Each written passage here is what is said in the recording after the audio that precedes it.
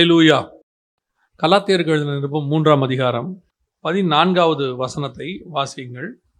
ஆபிரகாமுக்கு உண்டான ஆசீர்வாதம் கிறிஸ்து இயேசுவினால் புறஜாதியாராக நமக்கு வரும்படியாகவும் அப்படின்னு இருக்கிறது. இந்த ஆசீர்வாதம் என்பது நாம் எல்லோருமே விரும்புகிறதான ஒரு காரியம். யாரும் ஆசீர்வாதத்தை விரும்பாதவர்கள் இல்லை. ஆனால் எது ஆசீர்வாதம் என்பதுதான் கேள்வி. ஆசீர்வாதத்தை நாம் யாரும் விரும்பாமல் இருக்கவில்லை, ஆசீர்வாதத்தை விரும்புகிறோம். ஆனால் எது ஆசீர்வாதம்? அநேகருக்கு எது ஆசீர்வாதம் என்றே தெரியாது. கொஞ்ச காலமாக ஆண்டவர் எங்களுக்கு சொல்லிக் கொடுக்கிறது என்னென்றால், தேவைகள், நமக்கு தேவைன்னு ஒன்று இருக்கிறது.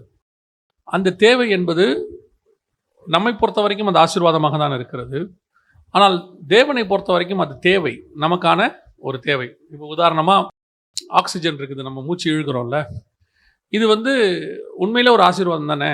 எத்தனையோ பேருக்கு அந்த ஆக்சிஜன் கிடைக்காம சிலிண்டர் வச்சு கடைசியில் மூச்சு இழுக்க முடியாமல் செத்து போகிறவங்களா இருக்காங்க வெண்டிலேட்டரில் வச்சு. ஆனால் நமக்கு அது என்னவா இருக்குது? ஆசீர்வாதமாக இருக்குது. ஆனால் அது நம்ம வாழ்க்கைக்கு என்னவா இருக்குது? தேவை. என்னைக்காவது ஆக்சிஜனை ஆசீர்வாதமாக பார்த்துருக்குறீங்களா? அது அது அது தடைபடும் பொழுது, அது கிடைக்காத போது தான் நமக்கு அது என்னவாப்படுது? ஒரு ஆசீர்வாதமாக படுகிறது. ஆனால் மற்ற நாட்கள் அது நமக்கு என்னவா இருக்குது? சாதாரணமான ஒரு தேவை, அன்றாட தேவை. அதே மாதிரி தான் நம்ம வாழ்க்கையில் பல விஷயங்கள் அன்றாட தேவை. அதை நாம் என்ன செய்கிறோம்? ஆசீர்வாதமாக நாம் பார்க்கிறோம். அது கிடைக்காம ரேராக இருக்கிறதுனால நம்ம என்ன செய்கிறோம்? அதை ஆசீர்வாதமாக பார்க்கிறோம். ஆனால் பைபிள் சொல்லக்கூடிய ஆசீர்வாதம் என்று ஒன்று இருக்கிறது. அது தேவை அல்ல, அதுதான் உண்மையிலேயே ஆசீர்வாதம். இப்போ நீங்கள் ஆசீர்வாதம் சொல்கிறீங்க, ஆக்சிஜன் ஒரு உதாரணத்துக்கே சொல்கிறேன். அது ஒரு நாள் இல்லாமல் போகுது தானே. அது ஒரு நாள் இல்லாமல் மூச்சு நின்று போதில்லை, அது வயசு பாரபட்சம் பார்க்காம நின்று போதில்லை. அப்போ அந்த ஆசீர்வாதம் இல்லாமல் போயிடுச்சுன்னு அர்த்தமா? நான் கேட்கறது புரியுதா? அது ஆசீர்வாதம் இல்லைங்க, அவரு ஆசீர்வாதம் இழந்துட்டாரு அப்படியா சொல்ல போகிறோம்? இல்லை, கர்த்தருக்குள் நித்திரை அடைந்தார், அதுவே ஆசீர்வாதம் சொல்கிறோம். அதுக்கப்புறம் அப்படியானால் தேவைக்கும் ஆசீர்வாதத்துக்கும் நமக்கு என்ன தெரியணும்? டிஃபரன்ஸ், வித்தியாசம் தெரியணும். இந்த இடத்துல கர்த்தர் என்ன சொல்றாரு? ஆபிரகாமுக்கு உண்டான ஆசீர்வாதம் இயேசு கிறிஸ்துவின் வழியாக புறஜாதியாருக்கு வரும்படியாக அப்படின்னு இருக்கிறது. அப்போ நீங்கள் நானும் பாளையத்துக்கு புறம்பே இருந்தோம் ஒரு காலத்தில், இயேசு கிறிஸ்து வர வரைக்கும். இப்போ நாம் அவருடைய பிள்ளைகளாக மாறிவிட்டோம். ஏற்றுக்கொண்டவர் எத்தனை பேரோ அத்தனை பேரும் பிள்ளைகளாகும்படிக்கு அதிகாரம் கொடுத்தார். அப்படி இருக்கும் பொழுது எந்த ஆசீர்வாதத்தை வேதம் குறிக்கிறது? எது ஆசீர்வாதம்? ஆபிரகாமுடைய ஆசீர்வாதம் எது நமக்கு வருகிறது? அதான் ரொம்ப முக்கியம். அதைத்தான் நம்ம இன்னைக்கு பார்க்க போகிறோம். நாம் தேடுகிற, உலகத்தில் கேட்கிற எல்லாமே ஒரு தேவை, ஒரு காலகட்டத்தில் நமக்கு அது தேவையாக இருக்கிறது. அதற்கு பிறகு அதை பற்றி நம்ம பெருசாக கூட என்ன செய்ய மாட்டோம், நினைக்க மாட்டோம். உதாரணமாக இப்போ ஒரு வண்டி தேவைப்படுது, அதை ஒரு காலத்தில் ஆண்டவர் நம்ம கொடுக்குறாரு. ஆண்டவர் அற்புதமாக யாரோ ஒருத்தர் மூலமா கொடுக்குறாரு. நம்ம என்ன சொல்கிறோம்? கர்த்தர் வண்டியை கொடுத்து என்ன பண்ணார்? ஆசீர்வதித்தார். உண்மைதான். ஆனால் அது தேவை, அது ஆசீர்வாதமாக இருந்தால் அந்த வண்டியை 5 வருஷம் கழிச்சு நீங்கள் என்ன பண்ண மாட்டீங்க? இன்னொரு வண்டி வாங்கும்போது எக்ஸ்சேஞ்ச் கொடுத்து மாற்ற மாட்டீங்க. ஏன் என்ன சொல்லுவீங்க? இது ஆசீர்வாதமாய் கர்த்தர் கொடுத்த வண்டி, வண்டி சாகிற வரைக்கும் எங்கிட்ட தான் இருக்கும் அப்படின்னு சொல்ல மாட்டீங்க. அடுத்து அது கொடுத்துட்டு அடுத்த வண்டி வாங்குவோம். அப்போ ஆட்டோமேட்டிக்காக இந்த ஆசீர்வாதம் நீங்கள் கொடுக்குறீங்கன்னு அர்த்தம் இல்லை. ஒரு நாள் கர்த்தர் எனக்கு ஆசீர்வாதத்தை கொடுத்தாரு, இதை நான் திருப்பி கொடுக்குறேன் அப்படி அர்த்தம் அல்ல. இது எனக்கு தேவை, இதை விட மேலான தேவை வரும்போது இதை கொடுத்துட்டு அந்த தேவையை நான் சந்திக்கிறேன். புரியுதா? ஆனால் அது எனக்கு என்னவா தான் நான் நினைக்கிறேன், நான் ஆசீர்வாதமாக தான் நினைக்கிறேன். ஆனால் நிரந்தரமான நித்தியமான ஆசீர்வாதம் ஒன்று இருக்கிறது. அதைத்தான் பைபிள் ஆசீர்வாதம் என்று சொல்லுகிறது. அது ஆபிரகாமுக்கு உண்டானது. அதன் மூலமாக கர்த்தர் நமக்கு, அவர் மூலமாக இயேசுவின் வழியாக நமக்கு வருகிறது. எது அப்படின்னு சொல்லி பார்க்கும் பொழுது ஆபிரகாமை 3 இடத்துல கர்த்தர் ஆசீர்வதிக்கிறார் என்று வேதம் சொல்லுகிறது. அந்த ஆசீர்வாதங்கள் எல்லாம் புறஜாதியார் நமக்கு வர வேண்டியதாக இருக்கிறது என்று வேதம் சொல்லுது. இப்போ நான் வாசிச்ச வசனம் கலாத்தியர்ல முதலாவது வாசிங்க. ஆதியாகமத்தின் புஸ்தகம் 14ஆம் அதிகாரம் 18வது வசனம் வாசிங்க பார்ப்போம். முதலாவதாக அப்பமும் ரசமும் கொண்டு வந்து உன்னதமான தேவனுடைய ஊழியக்காரனாகிய மெல்கிசேதேக்கு அதை கொண்டு வந்து ஆபிரகாமிடத்தில் கொடுத்து அவரை என்ன பண்ணுறாரு? ஆசீர்வதிக்கிறார் அப்படின்னு இருக்கிறது. இந்த அப்பமும் ரசம் அப்படிங்கிறது என்ன அப்படின்னு சொல்லி பார்த்தீங்கன்னு சொன்னால் உங்களுக்கும் எனக்கும் தெரியும். அது என்னவா இருக்கிறது? கம்யூனியன். நமக்கு அது திருவிருந்து. அது ஒரு உடன்படிக்கை என்று இயேசு சொல்லுகிறார். இதை வாங்குங்கள், இது உங்களுக்காக சிந்தப்படுகிற ரத்தமாக இருக்கிறது, புதிய உடன்படிக்கையாக இருக்கிறது. 1 கொரிந்தியர் 11 நம்ம வாசிக்கிறோம். இப்போ இந்த கம்யூனியன் யாருக்கு கொடுக்கப்பட்டது அப்படின்னு சொல்லி பார்த்தீங்கன்னு சொன்னால், யாருக்கு கொடுக்கப்பட்டது? ஆபிரகாமுக்கு கொடுக்கப்பட்டது. ஆபிரகாம்கிட்ட கொடுத்து இந்த கம்யூனியன் அவனுக்கும் அவன் சந்ததியும் கர்த்தர் ஆசீர்வதிக்கிறார். அங்கே அப்படியே வருது. ஆனால் இந்த கம்யூனியன் ஆபிரகாமுடைய சந்ததிக்கு போச்சா? அந்த கம்யூனியன் ஆபிரகாமுடைய சந்ததியாக ஈசாக்குக்கும் யாக்கோபுக்கோ அல்லது யாக்கோபுக்கு பிறகு வரக்கூடியதான யூதாவுக்கோ அவங்க சந்ததிக்கோ போச்சா அப்படின்னு சொல்லி பார்த்தீங்கன்னு சொன்னால் அவர்களுக்கு அது போகவில்லை என்று சொல்லி நான் பார்க்கிறோம். வாசிங்க 17ஆம் அதிகாரம் ஆதியாகமத்தின் புஸ்தகம் 17ஆம் அதிகாரம் 9-10 வசனங்களை வாசிங்க. பின்னும் தேவன் ஆபிரகாமை நோக்கி, இப்பொழுது நீயும் உனக்கு பின் தலைமுறை தலைமுறையாக வரும் உன் சந்ததியும் என் உடன்படிக்கையை கைக்கொள்ளுங்கள். எனக்கும் உங்களுக்கும் உனக்கு பின்வரும் உன் சந்ததிக்கும் நடுவே உண்டாகிறதும் நீங்கள் கைக்கொள்ள வேண்டியதுமான என் உடன்படிக்கை என்னவென்றால், உங்களுக்குள் பிறக்கும் சகல ஆண் பிள்ளைகளும் விருத்த சேதனம் பண்ணப்பட வேண்டும். இது நியாயப்பிரமாணம். 17ஆம் அதிகாரத்தில் கர்த்தர் ஆபிரகாம் பற்றி என்ன சொல்றாரு? நியாயப்பிரமாணத்தை கொடுக்கிறார். உனக்கும் உன் சந்ததிக்கும் நடுவே அப்படின்னு இருக்கிறது. இப்போ இந்த 14ஆம் அதிகாரத்தில் அப்பத்தையும் ரசத்தையும் கொடுத்து அவனை ஆசீர்வதித்த அந்த ஆசீர்வாதம் இந்த இடத்துல கர்த்தர் சொல்றாரு, உன்னையும் உன் சந்ததிக்கு நடுவே உண்டாயிருக்கிறதான அப்படின்னு சொல்லி கர்த்தர் ஒரு உடன்படிக்கை ஏற்படுத்துகிறார். இந்த உடன்படிக்கைக்கும் அந்த உடன்படிக்கைக்கும் என்ன வித்தியாசம்? இப்போ அப்பமும் ரசமும் அப்படின்னு சொல்லக்கூடியது ஆபிரகாமுடைய சந்ததியாகிய ஈசாக்குக்கும் யாக்கோபுக்கும் யூதாவுக்கும் போச்சான்னு பார்த்தா அவர்களுக்கு போகல. 17ஆம் அதிகாரத்துல இஸ்மவேலுக்கும் ஈசாக்குக்கும் ஆபிரகாமுக்கும் அந்த சந்ததி அந்த உடன்படிக்கை நியாயப்பிரமாணமாய் மாறிடுச்சு, விருத்த சேதனம் வந்துடுச்சு. ஏன் அவங்களுக்கு இந்த உடன்படிக்கை போகல? ஏன் அவனை ஆசீர்வதித்த அந்த ஆசீர்வாதம், மெல்கிசேதேக்கு வந்து ஆசீர்வதிக்கிறார்ல, அந்த ஆசீர்வாதம் ஆபிரகாமுடைய சந்ததியாகிய ஈசாக்குக்கு யாக்கோபுக்கு போகல. ஏன் போகல அப்படின்னு சொல்லி பார்த்தீங்கன்னா 16ஆம் அதிகாரத்தில் ஆகார் உள்ளே வராங்க. இது நடக்கிறது 14ஆம் அதிகாரத்தில். 15ஆம் அதிகாரத்தில் ஆபிரகாம் பிள்ளையை கேட்கிறாரு. 16ஆம் அதிகாரத்தில் ஆகார் வராங்க. 17ஆம் அதிகாரத்தில் அந்த 16ஆம் அதிகார கடைசியிலேயே இஸ்மவேல் பிறக்கிறான். 17ஆம் அதிகாரத்தில் ஆபிரகாமுடைய பெயர் மாற்றப்படுகிறது. ஆபிராம் என்கிற பெயர் ஆபிரகாமாக மாற்றப்படுகிறது. இப்போ இந்த ஆசீர்வாதம் ஆபிரகாமுக்கு வராமல் ஆபிரகாமுக்கு வருகிறது. நான் சொல்றது உங்களுக்கு புரியுதா? ஆண்டவர் 14ஆம் அதிகாரத்தில் ஆபிராமை ஆசீர்வதித்து, அப்படிதான் இருக்குது, ஆபிராமை ஆசீர்வதித்து, ஆபிராமை ஆசீர்வதிச்சவர் ஆபிரகாமுக்கு உடன்படிக்கையை மாத்திட்டார். என்ன காரணம் அப்படின்னு கேட்டீங்கன்னா, இடையில இந்த உடன்படிக்கையை அவர் கை கொள்றதை விட்டு கொஞ்சம் அப்படி வழி விலகிட்டார். என்ன ஆச்சு அப்படின்னு கேட்டீங்கன்னா, சாராளுடைய பேச்சை கேட்டு அவர் ஆகாரோடு கூட இணைஞ்சிட்டார். அதனால இஸ்மவேல் பிறந்துட்டார். கர்த்தருடைய திட்டம் என்ன அப்படின்னு கேட்டீங்கன்னு சொன்னா, சாராள் வழியாக ஒரு குமாரனை பெறுவதுதான் கர்த்தருடைய திட்டம். ஏன்னு சொன்னா, சாராளுக்கும் ஆபிரகாமுக்கும் மாம்சம் சாகணும். ரோமர் 4 அவர் சொல்றாரு, மாம்சத்தை என்ன செய்யணும்? சாகணும். அதுக்காக கர்த்தர் வெயிட் பண்ணிட்டு இருக்கிறார். மாம்சம் செத்தாதான் வாக்கு தத்தம் பிறக்கும். கர்த்தர் உங்களுக்கு ஒரு வாக்கு பண்றாருன்னா அதுல ஒரு காரியம் என்னன்னா, உங்க மாம்சம் சத்ததான் வாக்கு தத்தம் என்ன செய்யும்? நிறைவேறும். உங்க மாம்சம் சாகாம உங்க வாக்கு தத்தம் என்ன செய்யாது? நிறைவேறாது. அப்போ வாக்கு தத்தத்தின் பிள்ளை பிறக்கணும்னா மாம்சத்தின் பிள்ளை சாகணும். அதாவது அவங்க மாம்சம் சாகணும். அதுக்கு தான் கர்த்தர் வெயிட் பண்ணிட்டு இருக்கிறார். பல ஆசீர்வாதங்கள் நாம் சுதந்திரத்துக் கொள்ளாமல் இருப்பதுக்கு காரணம் என்னன்னா, இன்னும் நமக்குள் மாம்சம் சாகாமல் இருப்பது. கர்த்தர் உங்களுக்கு எங்கிட்டையும் வாக்கு பண்ணி இருக்கிறார். அதான் பைபிள் சொல்லுது, ஏற்ற காலத்தில் உயர்த்தும்படிக்கு அவர் பலத்த கரத்துக்குள். ஏன் அந்த ஏற்ற காலம்னா, அவர் சில கிரைட்டீரியா வச்சிருக்கிறார்.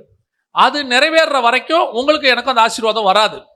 ஈசாக்குன்னு ஒருத்தன் வரணும்னா, அவன் நிழலா வரணும்னா, வாக்குத்தத்தத்தின் பிள்ளை வரணும். அவன் வரணும்னா இயேசு கிறிஸ்துவுக்கான அடையாளம் அது. இயேசு கிறிஸ்து எப்படி மாம்சத்தில் பிறக்க மாட்டார், பரிசுத்தாவியில பிறப்பார். அதே மாதிரி தான் ஈசாக்கு பிறக்கணும். வாக்குத்தத்தத்தில் மாம்சத்தில் பிறக்கக்கூடாது. அப்போ மாம்சத்தில் பிறக்கக்கூடாதுன்னா ஆபிரகாமுக்கும் சாராளுக்கும் என்ன சாகணும்? மாம்சம் சாகணும். வாக்குத்தத்தம் வார்த்தையில பிறக்கணும். ஈசாக்கு விதை விதைத்தான், கர்த்தர் ஆசீர்வதிச்சார். ஆனா பஞ்சம், லேண்டு பஞ்சத்தில் இருக்கு. ஆனா விதை விதைச்சா வளர்ந்தது, முளைச்சுது. இந்த 100 மடங்கு ஆசீர்வாதம் வந்துச்சு. எதனால அப்படின்னு கேட்டீங்கன்னா, ஈசாக்கு விதைச்ச விதையினால இல்ல, கர்த்தருடைய வார்த்தையினால. அதே மாதிரி தான் ஈசாக்கு பிறக்கணும். எப்படி பிறக்கணும்? ஆபிரகாமுக்கு மாம்சம் செத்து சாராளுக்கு உயிரோடு இருந்தாலும் பிறக்காது. சாராளுக்கு மாம்சம் செத்து ஆபிரகாமுக்கு உயிரோடு இருந்தாலும் பிறக்காது. 2 பேருடைய மாம்சமும் சாகணும். இதுல எது ஒரு மாம்சம் சாகாமல் இருந்தாலும் கூட மாம்சத்தின் பிள்ளை, துஷ்ட பிள்ளை பிறந்துடும். பல நேரத்துல கர்த்தர் நமக்கு ஒரு தரிசனம் வச்சிருக்கிறார். அந்த தரிசனத்தில் ஓடும் பொழுது ஆண்டவர் நம்முடைய மாம்சம் சாக வேண்டும் என்று விரும்புகிறார். அந்த மாம்சம் சாகாமல் நீங்கள் அந்த தரிசனத்தில் தொடர்ந்து ஓடிக்கொண்டே இருக்கும் பொழுது உங்கள் மாம்சமும் தரிசனமும், தரிசனம் ஆவியான வருது, ஆவியும் உங்கள் தரிசனமும் ஒன்றாக இணையும் போது, மாம்சம் இணையும் போது கண்டிப்பாக இஸ்மவேல் தான் பிறக்குமே ஒழிய ஈசாக்கு பிறக்காது. நான் சொல்றது உங்களுக்கு புரியுதா? நான் ஒரு உதாரணத்துக்கு சொல்றேன். இப்போ ஒரு ஆண்டவர் ஒரு வாக்கு பண்றார், நான் உனக்கு ஒரு திருச்சபை தருவேன் அப்படின்னு சொல்றேன். அவங்க ஆண்டவர் வந்து என்ன பண்ணுறாரு, ஒரு இடம் அவங்களுக்கு வருது, கர்த்தர் வாக்கு பண்ணுறாரு, இந்த இடத்தை நான் உனக்கு தரேன், நீங்கள் வந்து என்ன செய்ய, ஆலயத்தை கட்டு அப்படின்னு ஆண்டவர் சொல்கிறார். இப்போ இவர் என்ன பண்ணுறாரு, போதகர் என்ன பண்ணுறாரு, தன் சபையில் இருக்கிற ஒரு 10 மூப்பர்களை கூப்பிட்டு இந்த மாதிரி அறிவிக்கிறார். ஒரு மீட்டிங் மாதிரி சின்ன மீட்டிங் போட்டு அறிவிக்கிறார். இந்த மாதிரி ஆண்டவர் நமக்கு ஒரு இடம் கொடுக்குறாரு, அதனால் நீங்கள் வந்து ஜோமனில் என்ன பண்ணலாம் கமிட்டியில் சொல்லுங்கள் அப்படின்னு. உடனே அது வந்து ஒரு 50 லட்ச ரூபா இடம். உடனடியாக ஒரு 10 பேர் என்ன பண்ணுறாங்க, கூட இருந்தவங்க, பாஸ்டர் நாங்கள் அத்தனை பேரும் ஆளாளுக்கு 5 லட்சம் என்ன பண்ணுறோம், எங்கள் ஆஃபீஸில் லோன் போட்டு எடுத்து கொடுக்குறோம், நீங்கள் 50 லட்சம் ஒரு வாரத்தில் வந்துடும், இடத்த என்ன செஞ்சுருங்க, வாங்கிடுங்க, ஒருத்தருக்காக கொஞ்சம் கொஞ்சமாக என்ன பண்ணுங்க, ரிட்டர்ன் பண்ணுங்க அப்படின்னு சொல்கிறார். இந்த ஆலோசனை அவருக்கு நலமாய் பட்டுக்கிட்டு இருக்கிற நேரத்தில் ஆவியானவர் சொல்கிறாரு, கூட்டத்தை முடிச்சுட்டு எழுச்சி உங்கள் ஊழியத்துக்கு போகணும்னு சொல்லிட்டார். அன்றைக்கி சாயங்காலம் ஒரு ஊழியம் இருக்குது. இப்போ இவர் சொல்கிறாரு, இல்லை ஊழியம் இருக்குது, நாங்கள் போகிறேன், ஆண்டவர் நம்ம ஜெபம் பண்ணுவோம், கர்த்தர் சித்தமானதை செய்வோம்னு சொல்லிட்டு கூட்டத்தை முடிச்சிட்டாரு. சரின்னு சொல்லலை, இல்லைன்னு சொல்லலை, போயிட்டார். போகும்போது ஆண்டவர் சொல்கிறாரா, நான் உனக்கு தருவேன்னு சொன்னால் தருவேன், இதில் உன் ஆலோசனை என்ன பண்ணாத, கலக்காத, நீ போய் ஆட்கள் என்ன செய்யாத, ஆலோசனையே கேட்காது. இப்போது இவர் ஆராதனைக்கு போயிட்டார். சண்டே ஆராதனை, அடுத்த சண்டே வருது, ஆராதனைக்கு போயிட்டாரு. அந்த போதகருக்கு ஒரு பழக்கம் என்னன்னு கேட்டிங்கன்னா, ஆராதனை முடிஞ்ச அன்னைக்கு காணிக்கை எடுத்து எண்ண மாட்டார், அவர் மறுநாள் தான் எண்ணுவார். அது அவருடைய பழக்கம். அப்போது காணிக்கை வந்துடுச்சு. அன்னைக்கு ராத்திரி ஒரு அம்மா ஃபோன் பண்ணுறாங்க, பாஸ்டர் உங்கள் காணிக்கை பையில் நாங்கள் ஒரு காணிக்கை போட்டிருக்கிறோம், பார்த்தீங்களா அப்படின்னு.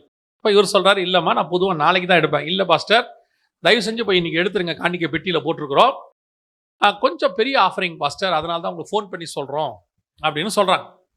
சரின்னு இவர் என்ன பண்ணுறாரு, நைட் போய் எடுக்கிறாரு. எடுத்தால் கிட்டத்தட்ட எத்தனையோ சவரன் நகை அதில் இருக்குது, மேலே ஒரு மூட்டை மாதிரி கிடக்கு உள்ள. அப்போது எடுத்துகிட்டு இவர் போயிட்டு மறுநாள் அந்த நகையெல்லாம் விற்று பார்க்குறாரு, ரிஜிஸ்ட்ரேஷனோட எவ்வளோ தேவை இருக்குதோ 54 லட்சமோ என்னமோ அவ்வளவும் அந்த நகையில் இருந்துச்சு. ஆண்டவர் சொன்னாரா, நான் உனக்கு தருவேன்னா நான் தருவேன், அவ்வளோதான். இதில் உன் மாம்சத்தை என்ன செய்யாத, உன் அறிவை கலக்காத. நான் சொல்லுவேன், ஆவிக்குரியவன் பார்க்கறதுக்கு முட்டாளை போல இருப்பான், ஆனால் ஆவியானவர் கிரியை செய்து கொண்டு இருப்பார். அது பயங்கர நாலேஜாக இருக்கும். அது வரும் யாரும் ஒன்றும் செய்ய முடியாது, அவ்வளோதான். அதான் மாம்சத்தோட ஆவி என்ன செய்ய முடியாது, கலக்க முடியாது. ஒன்று ஆவி இல்லை மாம்சம். அப்போ ஆபிரகாம் வாக்கு தத்தத்தின் பிள்ளை. ஆகார நீங்கள் கலந்தீங்கன்னா துஷ்ட மனுஷன் தான் பிறப்பான். ஆபிரகாம் வாக்கு தத்தம். எல்லாருக்கும் சட்டமாக இருக்குது, எல்லாரும் பண்ணுறாங்க, நானும் பண்ணலாமா, பண்ண முடியாது. ஏன்னா அது கர்த்தர் உன்னை அழைத்த அழைப்பு அப்படி. எல்லாருக்கும் பொருந்துமானா எல்லாருக்கும் பொருந்தும், எனக்கு பொருந்தாது, நமக்கு பொருந்தாது, அவ்வளோதான். இப்போ கர்த்தர் வெயிட் பண்ண சொல்கிறார் ஆபிரகாம். இப்போ என்ன ஆகுது, இந்த ஆசீர்வாதம் உடனடியாக இந்த விஷயத்தில் ஆபிரகாம் கிட்ட ஒரு நல்ல குணம், எந்த விஷயத்தில் சாராள் பேச்சை கேட்குறாரோ இல்லையோ, இந்த விஷயத்தில் சாராள் பேச்சை கரெக்டாக கேட்டார். அந்த அம்மா கூப்பிட்டு 16ஆம் அதிகாரத்தில் சொல்லுச்சு, நீர் ஆகார் இந்த அடிமை பெண் இடத்துல சேரும், அவளாலே எனக்கு ஒரு பிள்ளை பிறக்கட்டும் சொன்ன உடனே ஆபிரகாம் ஆகாரோடு சேர்ந்தான். ஒரு இடத்துல கூட திரும்பி பேச மாட்டான். மிச்சம் எல்லா இடத்துலையும் பேசுகிற ஆபிரகாம், ஆண்டவர்கிட்டயே 4 கேள்வி கேட்குற ஆபிரகாம், ஆகார் விஷயத்தில் சாராள்கிட்ட ஒரு கேள்வி கூட கேட்கல.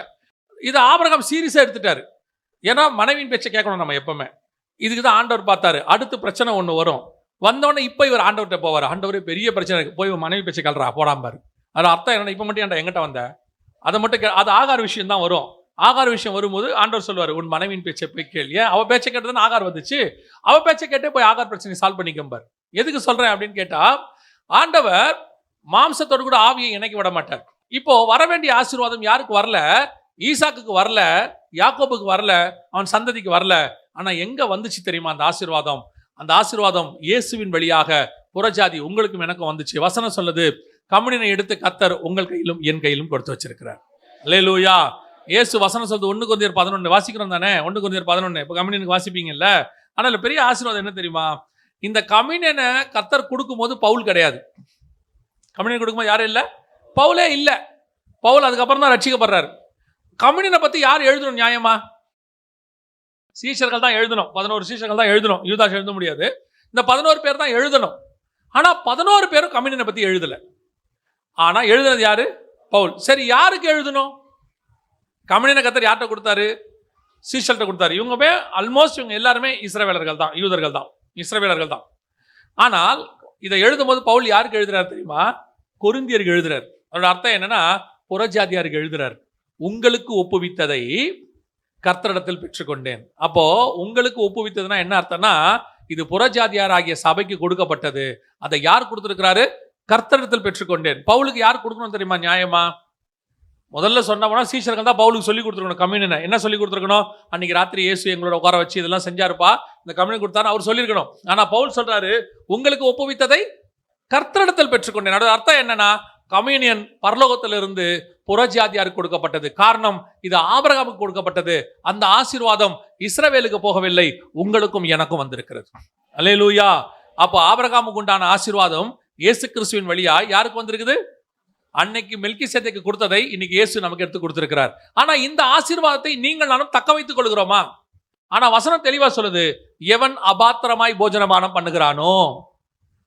இப்ப ஆபிரகாம் கம்யூனியன் எடுத்தாரு, ஆகாரோடைய விஷயம் வந்துச்சு, கம்யூனியன் போயிடுச்சு, உடன்படிக்கை போயிடுச்சு. இப்ப நீங்கள் நானும் கம்யூனியன் எடுக்கிறோம், இதை அபாத்திரமாய் போஜனமானம் பண்ணக்கூடாதுன்னு இருக்கு. நாம பண்றோமா? கம்யூனியன் எடுக்கிறது கிரைட்டீரியா என்ன தெரியுமா? இப்ப இயேசு கிறிஸ்து 5000 பேருக்கு அப்பம் விடுறாரு. 5000 பேருக்கு அப்பம் விட்டு கொடுக்கும்போது ஸ்தோத்திரம் பண்ணி அதை பிட்டு, அப்படிதான் இருக்குது. வானத்தை நேரம் உயர்த்தி ஸ்தோத்திரம் பண்ணி அதை பிட்டு 5000 பேருக்கு அப்பம் கொடுத்தாரு. அது சாப்பாடு, சாப்பிட்டாங்க, வீட்டுக்கு போயிட்டாங்க. ஆனா கம்யூனியன் கொடுக்கும் போதும் அவர் ஸ்தோத்திரம் பண்ணி அப்பத்தை பிட்டு ஸ்தோத்திரம் பண்ணி தான் கொடுத்தாரு.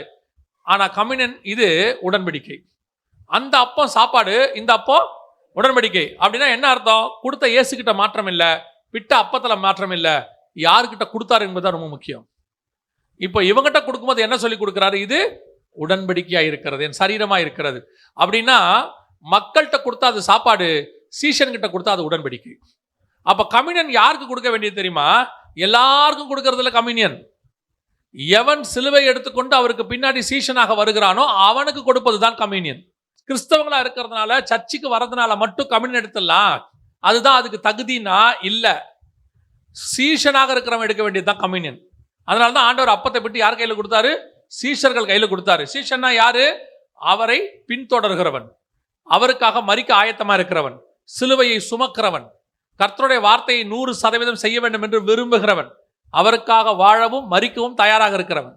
இந்த கம்யூனியன் நித்திய ஜீவனுக்கான வழி. என் மாம்சத்தை புசித்து என் பாத்திரத்தில் பானம் பண்ணுகிறவனை என்ன செய்வேன்? கடைசி நாளில் எழுப்புவேன், அவன் நித்திய ஜீவனை சுதந்திரத்துக் கொள்வான். இது நித்திய ஜீவனுக்கான வழி.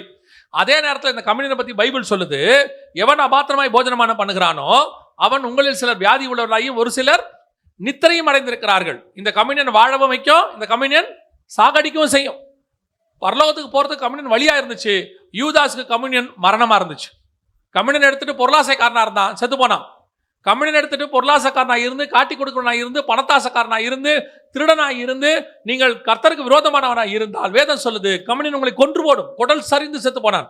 நான் பயமுறுத்துறதுக்காக சொல்லல, நீங்க கத்தி மேல கை வைக்கிறீங்க, அதை கிழிக்காம வேலை பார்க்கணும். கம்யூனியன் என்பது கர்த்தருடைய கரத்திலிருந்து வாங்கக்கூடியதான பரலோகத்தினுடைய வழி. எபிரேயருக்கு 10ஆம் அதிகாரம் 19-20 வசனம் சொல்லுது, அவர் சரீரம் என்கிற திரைச்சலையின் வழியாக புதிதும் ஜீவனுமான மார்க்கத்தை நமக்கு உண்டாக்கினபடியினால், அந்த மார்க்கத்தின் வழியாய் பிரவேசிப்பதற்கு அவருடைய ரத்தத்தினாலே நமக்கு தைரியம் உண்டாயிருக்கிறபடியால். அப்போ மாம்சம் என்பது வழி, ரத்தம் என்பது தைரியம். இது ரெண்டும் சேர்ந்துதான் பரலோகத்துக்கு கூட்டு போகுது. அப்ப இந்த கம்யூனியனை கர்த்தர் கையில கொடுக்கும் போது ஒரு பக்கம் வழி திறந்துருச்சு, ஒரு பக்கம் எனக்கு தைரியம் உண்டாயிருக்கிறது. யாரும் போய் பிதாவுக்கு முன்னாடி நிக்க முடியாது, அவர் ஒருவரும் சேரக்கூடாத ஒளியிலே வாசம் பண்ணுகிறவர், அவரை கண்டவன் ஒரு நாளும் உயிரோடு கூட இருந்ததில்லை. அப்படிப்பட்ட பிதாவாகிய தேவனுக்கு முன்பாக போய் நிற்பதற்கு இந்த கம்யூனியன் எனக்கு வழிவகை செய்கிறது, எனக்கு வாசலை திறந்து கொடுக்கிறது, இது உள்ள போறதுக்கு எனக்கு ஒரு தைரியத்தை கொடுக்குது. அதுதான் கம்யூனியன். ஆனா இன்னைக்கு நாம என்ன செஞ்சுக்கிட்டு இருக்கிறோம்? கம்யூனியனை சடங்காச்சாரமா பாருங்க. அவனுக்கு கொடுத்த ஆசீர்வாதம், ஆபிரகாம் கொடுத்த ஆசீர்வாதம், அதற்கு பிறகு அவன் சந்ததிக்கு யாருக்கும் போகாம அது யாருக்கு வந்திருக்குது? இயேசு கிறிஸ்துவின் வழியாக நமக்கு வந்திருக்கிறது. அப்ப நம்ம எவ்வளவு கேர்ஃபுல்லா அதை ஹேண்டில் பண்ணணும். திருப்பியும் சொல்றேன், இது ஒரு மிகப்பெரிய ஆசீர்வாதம். 4000 வருஷத்துக்கு முன்பதாக கொடுக்கப்பட்ட ஆசீர்வாதம். அது அந்த சந்ததிக்கு போகாமல் இயேசு கிறிஸ்து உங்களுக்கும் எனக்கும் வாங்கி கொடுத்திருக்கிறார். இதை ஒவ்வொரு மாசம் நீங்க எடுக்கும் போதும் உண்மை உள்ளவர்களாக, காத்திருக்கிறவர்களாக, ஏதோ முந்து நாள் மட்டும் பரிசுத்தம் உள்ளவர்களா இல்ல, 30 நாளும் பரிசுத்தம் உள்ளவர்களா இருக்கணும். ஒவ்வொரு நாளும் காத்திருக்கணும்.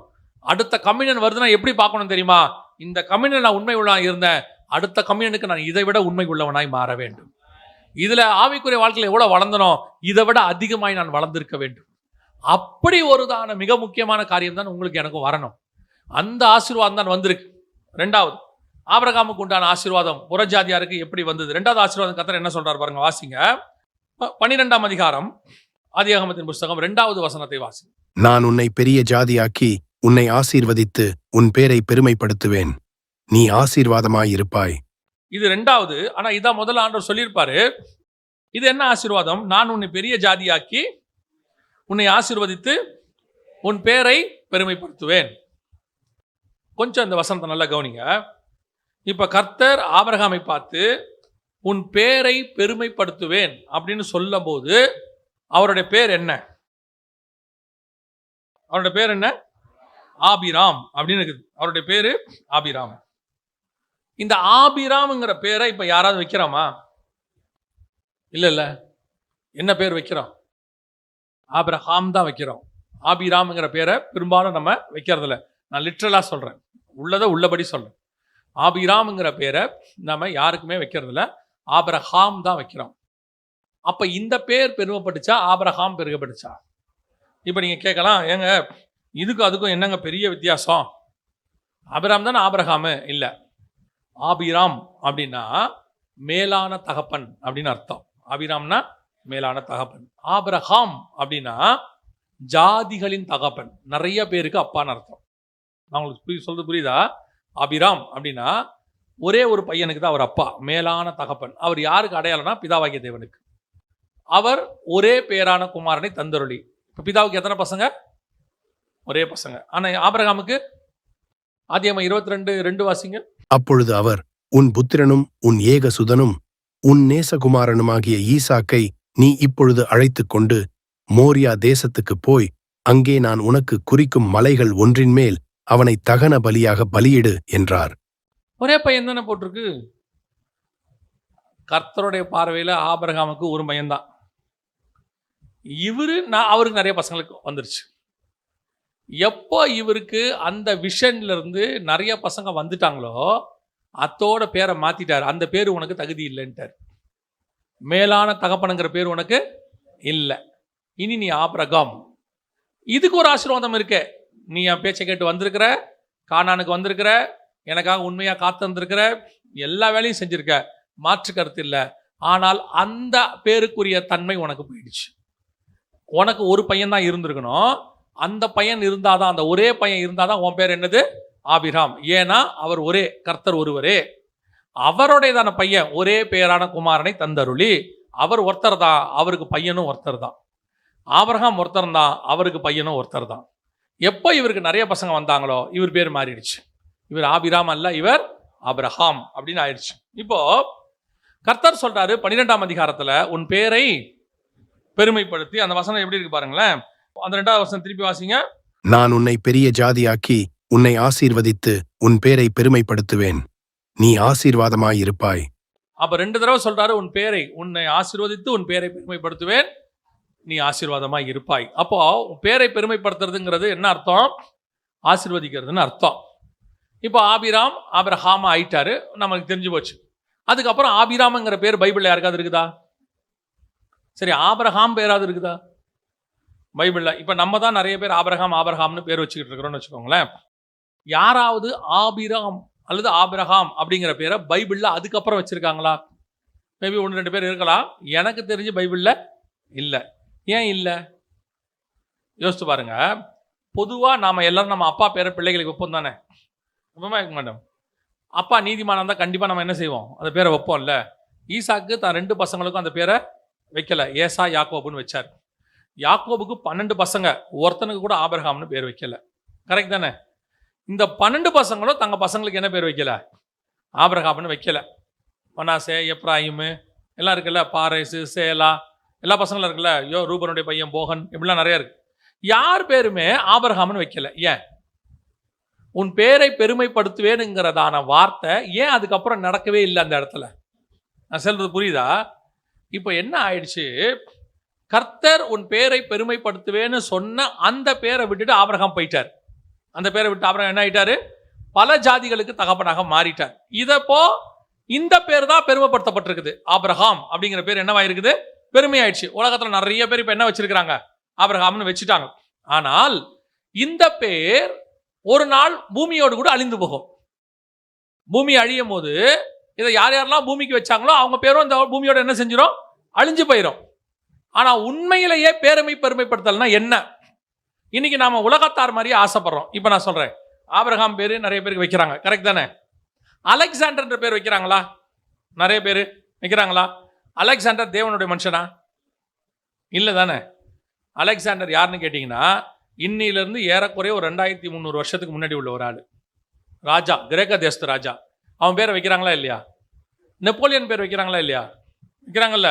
அவர் இன்னிலிருந்து ஒரு 500 வருஷத்துக்கு முன்னாடி உள்ளவர், அவர் பேரை வைக்கிறாங்க. அப்போ இந்த பேரெல்லாம் பெருமைப்படுச்சா இல்லையா? வைக்கிறாங்க தானே.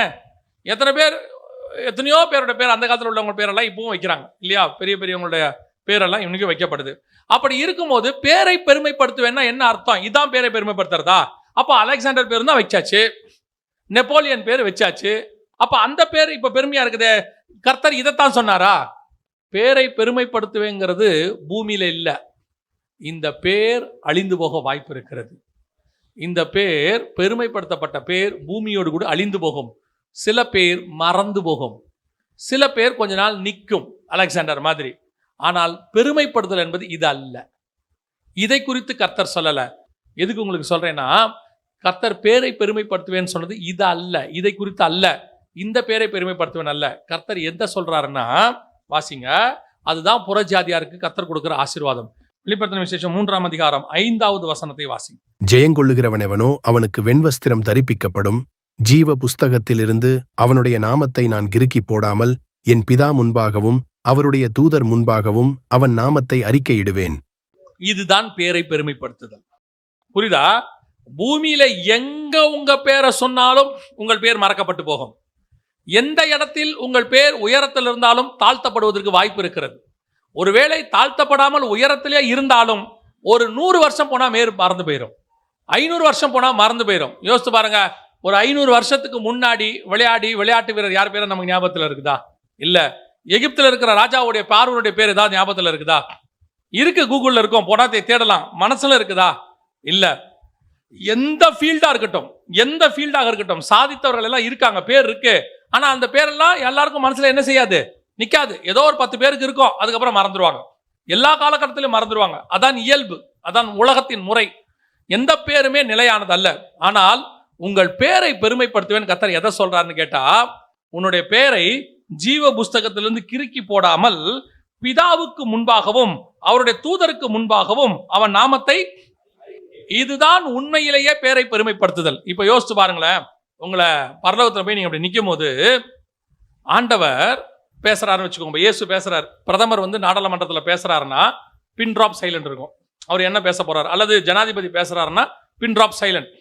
இப்போ இங்கிலாந்து அந்த ராஜா இருக்கிற சார்லஸ், அவர் அந்த பிக் பேன், அந்த என்ன சொல்லுவாங்க, அது ஹவுஸ் ஆஃப் லார்ட்ஸ்ம்பாங்க, அதுல போய் அவர் பேச போறாருன்னா அப்படியே பின் ட்ராப் சைலண்ட். அந்த மாதிரி சர்வ லோகத்துக்கும் தேவனா இருக்கிறவர் ஏஞ்சி பேசுறாரு. இயேசு கிறிஸ்து பேசும்பொழுது உங்களை பத்தி பேசுறாருன்னா அந்த பரலோகம் எப்படி கவனிக்கும்? இப்ப நீங்க பேச போறத உலகத்துல இருக்கிற 800 கோடி பேரும் கேட்க போறது இல்ல. உங்களுக்கு தெரிஞ்சவங்க தான் என்ன செய்வாங்க, கேட்பாங்க. ஒரு 10 கோடி பேர், 20 கோடி பேர், 100 கோடி பேர் வச்சிருக்காங்க. இப்போ போப் பேசுறாருன்னா ஒரு 150 கோடி பேர் வரைக்கும் கேட்பாங்க உட்காந்து அட்ட ஸ்டெச். ஆனா 800 கோடி கேட்காது.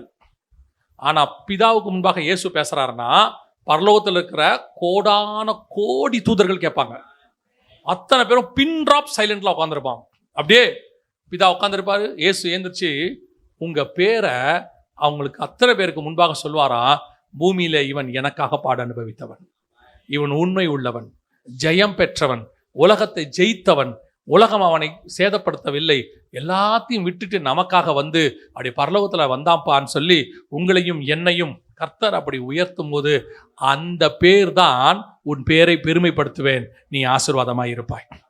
இப்ப யோசிச்சு பாருங்க, அப்படி அவர் சொல்லிட்டாருன்னா அந்த பேர் பரலோகத்தை விட்டு போகவே போகாது. ஏன்னா பரலோகம் போனா தான் அந்த பேர் போகும்.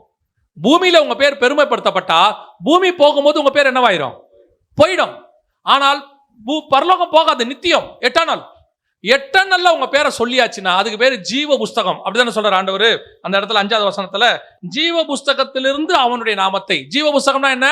Book of life. அப்படின்னா என்ன அர்த்தம்? அது ஜீவனுள்ள புக்கு, சாகவே சாகாது, அழியாத புக்கு. உலகத்துல நீங்க எந்த புக்கு வேணா எடுத்துங்க, அது ஒரு நாள் என்ன ஆயிரும், பைபிளை தவிர சொல்றேன், அந்த புக்கு ஒரு நாள் என்னவாயிடும், அழிஞ்சு போயிடும், காணாமல் போயிடும். எத்தனையோ புக்கு இன்னைக்கு இல்ல, முடிஞ்சு போச்சு. எத்தனையோ புக்கு செதஞ்சு போச்சு. ஆனால் ஜீவ புஸ்தகம் ஒண்ணு இருக்கு, அதுல கொண்டு போய் நம்ம பேரை எழுதிடுவாராம். அப்படின்னா என்ன அர்த்தம்? உன் பேரை பெருமைப்படுத்துவேன் என்பது ஆபிரகாமுக்கு சொல்லப்பட்டது, ஆபிரகாமுடைய சந்ததிகளுக்கு அல்ல, அவனுக்கு பின்னாடி வரக்கூடிய கிறிஸ்துவின் மூலமாய் வரக்கூடிய சந்ததி உங்களுக்கும் எனக்கும் தான் கர்த்தர் அந்த வாக்குத்தத்தம் பண்ணி இருக்கிறார். அல்லேலூயா. இப்போ நமக்கு தெரிய வேண்டியது, நம்ம பேர் அங்க இருக்குமா? நம்ம பேர் அங்க இருக்குமா? இப்ப நம்மளை பொறுத்த வரைக்கும் என்னன்னு கேட்டீங்கன்னா, நமக்கு இங்க பேர் என்ன ஆகணும், பெருமைப்படணும். இப்போ இந்த லெட்டர்ஸ் எல்லாம் பவுல் எழுதுறாரு, ஒவ்வொருத்தருக்கும் எழுதுறாரு. பவுல் நினைச்சிருப்பாதா இத்தனை கோடி பேருக்கு இந்த லெட்டர் போய் சேரும்னு? அவர் எபேசு சிறையிலிருந்து எழுதுறாரு. எழுதும் போது பவுல் நினைச்சிருப்பாரா இத்தனை கோடி பேருக்கு இந்த லெட்டர் போய் சேரும்னு? நினைச்சிருக்கவே மாட்டார். அவர் என்ன எழுதியிருப்பாரு, எபேசு சர்ச்சில் இதை வாசிச்சுட்டு பக்கத்தில் உள்ள வீடுகளில் இதை வாசிச்சா போதும். அதுதான், அப்படிதான் அவர் சொல்றாரு. எபேசில் வாசிச்சு அப்படியே நீங்க கொண்டு போய் அங்கேயும் வாசிங்க அப்படின்னு தான் சொல்றாரு. ஆனா நீங்க யோசித்து பாருங்க, 800 கோடி மக்கள் இன்னைக்கு இருக்கிறாங்க, எத்தனை கோடி செத்து போனாங்கன்னு தெரியாது, அத்தனை பேருக்கும் இந்த புக் இருக்குன்னு தெரியும். இந்த புக் இருக்குன்னு தெரியும், பைபிள்னு ஒன்று இருக்குன்னு தெரியும் தானே. அத்தனை பேர் மத்தியிலையும் அவன் பேரை கர்த்தர் பெருமைப்படுத்திட்டார். அந்த தான் பெருமைப்படுத்துதல். ஆனா அப்படி பெருமைப்படுத்தப்பட்ட பேர் கூட இல்லாமல் போக வாய்ப்பு இருக்கிறது. ஆனால் ஜீவ புஸ்தகத்தில் நம்முடைய பேரை கர்த்தர் எழுதி வச்சுட்டாராம். இத்தனையோ ஸ்கூல்ஸ் இன்னைக்கு வளர்ந்து பெரிய பெரிய ஐஏஎஸ் காரங்கள்லாம் படிச்சிருக்காங்க. அவங்கெல்லாம் ஒரு மிஷினரி உண்டாக்குன ஸ்கூல்ல படிச்சு வந்தவங்கலாம் இருக்கிறாங்க. இப்போ அந்த மிஷினரி பேர் நமக்கு தெரியுமா? தெரியாது. இதுதான் பேர் மறந்து போதல். பரிசுத்தவான்கள் பேர் கூட மறந்து போகும் பூமியில. ஆனா அந்த பேர் ஒரு நாளும் பரலோகத்தில் மறக்கப்படவே படாது. அந்த பேர் ஜீவ புஸ்தகத்தில் இருக்கும். இருக்கிறது நம்பர் 1. நம்பர் 2, அந்த பேரை பிதாவுக்கு முன்பாக இயேசு எடுத்து சொல்வாராம். ஜெயம் கொள்ளுகிறவன் எவனோ அவன் நாமத்தை பிதாவுக்கு முன்பாகவும் தூதருக்கு முன்பாகவும் அறிக்கையிடுவேன். இப்போ உங்களை என்ன அந்த இடத்துக்கு கொண்டு வருவாரா? அதுக்கு நம்ம என்ன செய்யணும் தெரியுமா? ஜெயம் கொள்ளணும்னு இருக்கு. எதை ஜெயம் கொள்ளணும்? நான் என்ன வச்சு சொல்றேன். எதை ஜெயம் கொள்ளணும் அப்படின்னு சொன்னா, முதல்ல நான் சிறுகவும் அவர் பெருகவும் வேணும். முதல்ல நான் இங்க பெரிய ஆள் ஆகணுங்கிற ஒரு எண்ணம் இருக்குல்ல, நான் பெரிய ஆள் ஆகணும், என்ன 4 பேர் புகழணும். எப்போ நான் சிறுகணும் அவர் பெருகணும்னு வருதோ, அவர் என்ன செய்வார் தெரியுமா? இவன் பூமியில தன்னை மறைத்து என்னை வெளிப்படுத்தினான், நான் பரலோகத்துல அவனை எல்லாருக்கும் முன்பாக வெளிப்படுத்துவேன். இங்க நாம காணாம போனோம். நம்ம வேலை என்ன யோசிச்சு பாருங்க. எத்தனை மரம் இருக்குது, எல்லா மரமும் வளர்றதுக்கு ஒரு விதை தேவைப்பட்டிருக்கும்ல. எந்த விதையாவது யாருக்காவது தெரியுமா இந்த விதை அந்த மரத்தை முளைச்சிச்சுன்னு? ஆனா மரத்தை கேட்டு பாருங்க, 100 வருஷமா நிக்குது, 50 வருஷம் எல்லாரும் வந்து பார்ப்பாங்க. ஆனா அதை உருவாக்குன விதை யாரு? அதுக்கு தண்ணி ஊத்துன தோட்டக்கார யாரு? யாருக்குமே தெரியாது தானே. அதே மாதிரி தான் நாம தெரியாம போறது நல்லது, மறைஞ்சு போறது நல்லது. இந்த பூமியில பேர் பெருமை பெறுவது நல்லது, இல்லாம போறது நல்லது. கர்த்தர் உயர்த்துறாரா, உயர்த்திட்டு போட்டோம். கர்த்தர் மறைக்கிறாரா, மறைஞ்சிட்டு போவோம். அது ஒன்றும் பெரிய விஷயமே இல்லை. மனுஷனுக்கு முன்பாக உயர்த்தப்படுறது பெரிய விஷயமே இல்லை. இன்னும் சொல்ல போனா, இன்னைக்கு உங்களை உயர்த்துறவன் நாளைக்கு கீழே போட்டு மிதிச்சாலும் வாய்ப்பு இருக்கு. இன்னைக்கு பெருசா தூக்கி வச்சு கொண்டாடுவான், நாளைக்கு அவனே என்ன பண்ணுவான்? என்னை உயர்த்துகிற ஒருவர் இருக்கிறார். பிதாவுக்கு முன்பாக தூதருக்கு முன்பாக என் பேர் ஒரு நாள் சொல்லப்படும். சர்வ பரலோகத்துக்கும் பிரதிபலிக்கும், எதிரொலிக்கும். அவர் சொன்னார்னா இடி முழக்கத்தை போல, அவர் சொன்னார்னா பெருவெள்ளத்து இரைச்சலை போல, அவர் சொன்னார்னா எக்கால சத்தத்தை போல அந்த சத்தம் பரலோகம் முழிக்க என் பெயர் துணிக்கும். அந்த இடத்துக்கு தான் நீங்கள் நானும் வரணும், ஆசைப்படணும். இதுதான் ஆசீர்வாதம். இந்த ஆசீர்வாதம் தான் மெய்யான ஆசீர்வாதம். இது மேல உங்களுக்கு ஆசை இருக்குதா? இந்த ஆசீர்வாதத்தை விரும்புறீங்களா? பூமியிலே எவ்வளவுதான் உங்கள் பெயர் உயர்த்தப்பட்டாலும் கூட ஒரு நாள் நீங்கள் காணாமல் போவீர்கள். உங்களுக்கு எனக்கு ஒரு ஆசை இருக்கணும். என்ன தெரியுமா? என் பெயர் பரலோகத்திலே பிரதிபலிக்க வேண்டும், நான் அங்கே சொல்லப்பட வேண்டும் பிதாவுக்கு முன்பாக. அதனால தான் அடிக்கடி ஒரு வார்த்தை சொல்லுவேன். சரணவரஜமா ரொம்ப அழகா அந்த பாட்டு சொல்லுவாங்க. பறந்து புறா போல் சிறகடித்து பாடி சென்றோர் நாள் இளைப்பாறுவேன். கேட்டிருக்கீங்களா அந்த பாட்டு? எத்தனை பேர் கேட்டிருக்கீங்க? பறந்து புறா போல் சிறகடித்து பாடி சென்றோர் நாள் இளைப்பாறுவேன், பரலோக வாசல் பரமசியோன் பூரித்து என்னை வரவேற்குமே. கேட்டதில்ல? அதே மாதிரி இன்னொரு பாட்டு இருக்கு, கொஞ்ச காலம் இயேசுவுக்காகன்னு. அதுல ஒரு ஸ்டான்ஸா இருக்குது, வீணை நாதம் தொனித்திடும் நேரம் வரவேற்பு அளிக்கப்படும். அதுலதான் நம்ம சொல்லுவாங்க, என்னை பேர் சொல்லி இயேசு கூப்பிடுவார். இந்த வசனத்தை கம்பேர் பண்ணி பாருங்க. பிதாவுக்கு முன்பாக தூதருக்கு முன்பாக என்னை பேர் சொல்லி இயேசு கூப்பிடுவார். எப்படி இருக்கும் பாருங்க. அவங்க உள்ள நுழையிறாங்களாம், இதா இருக்கிறாரு, தூதர்கள்லாம் நிற்கிறாங்க. சாரோனரோஜமா அன்னைக்கு கர்த்தருக்குள்ள நித்திரை அடைகிறாங்கன்னு வச்சுக்கோங்களேன்.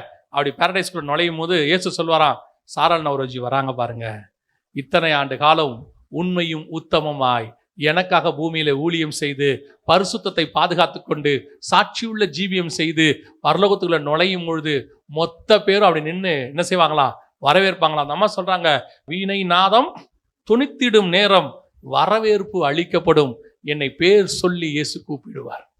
என்ன ஒரு சந்தோஷம், என்ன ஒரு எதிர்பார்ப்பு, என்ன ஒரு தரிசனம் பாருங்க. அந்த தரிசனம் தான் உங்களுக்கும் எனக்கும் வரணும்.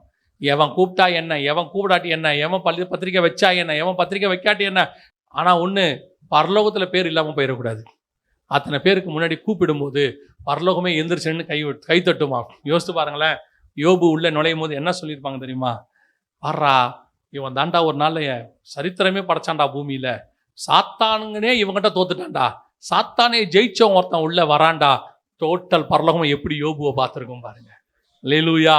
பவுல் நுழையும் போது எப்படி பார்த்துருப்பாங்க பாருங்க. ஒத்த ஆள்ரா, முழு சபையும் ஸ்தாபிச்சுட்டு உள்ள வரான். என்ன ஒரு சந்தோஷம் பாருங்க.